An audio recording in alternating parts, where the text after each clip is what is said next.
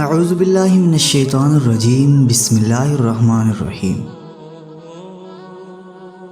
جہان دانش کے معزز دوستوں، میں ہوں محمد عمر، اور اب تمام دیکھنے اور سننے والوں کو السلام علیکم۔ دوستو، رسول اللہ صلی اللہ علیہ وسلم کی بارگاہ اقدس میں ایک کافرہ عورت بچہ اٹھائے باغرض آزمائش اور امتحان حاضر ہوئی۔ اللہ کی شان دیکھیں، اس 2 ماہ کے دودھ پیتے بچے نے کہا، یا رسول اللہ صلی اللہ علیہ وسلم، السلام علیکم۔ ہم آپ صلی اللہ علیہ وسلم کی خدمت اقدس میں حاضر ہیں۔ یہ سنتے ہی ماں کے چہرے کا رنگ زرد ہو گیا اور وہ غصے سے کہنے لگی، خبردار، خاموش، یہ گواہی تیرے کان میں کس نے سکھا دی؟ بچے نے کہا، اے میری ماں، تو اپنے سر کے اوپر تو دیکھ، تیرے سر کے اوپر حضرت جبرائیل علیہ السلام کھڑے ہیں، مثل کامل بدر وہ مجھے نظر آ رہے ہیں، اور وہ فرشتہ مجھے وصف رسول صلی اللہ علیہ وسلم سکھا رہا ہے، اور کفر و شر کے ناپاک علوم سے خلاصی اور رہائی دلا رہا ہے۔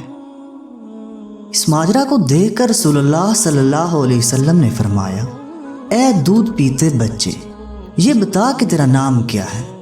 بچے نے کہا، میرا نام حق تعالیٰ کے نزدیک عبد العزیز ہے، مگر ان مشرکوں نے میرا نام عبد عزا رکھا ہے۔ یا رسول اللہ صلی اللہ علیہ وسلم، اس پاک ذات کے صدقے جس نے آپ صلی اللہ علیہ وسلم کو پیغمبری بخشی، میں اس عزا بت سے پاک اور بیزار اور بری ہوں۔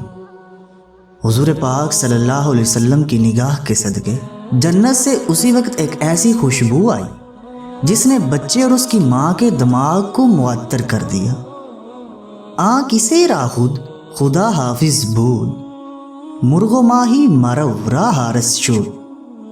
دوستو، اس فارسی شعر کا ترجمہ کچھ یوں ہے کہ جس شخص کا خدا خود نگہبان ہو، اس کا تحفظ مرغ و ماہی بھی کرتے ہیں۔ دوستو، بچے کے ساتھ ماں بھی ایمان و اسلام کی دولت سے مشرف ہو گئی۔ اس نے اسی وقت کلمہ شہادت پڑھا اور مسلمان ہو گئی۔ تو دوستو، آج کی اس حکایت بچے کی گواہی سے جو ہمیں سبق ملا وہ یہ کہ نیک لوگوں کی قربت سے ہمیشہ فائدہ ہوتا ہے۔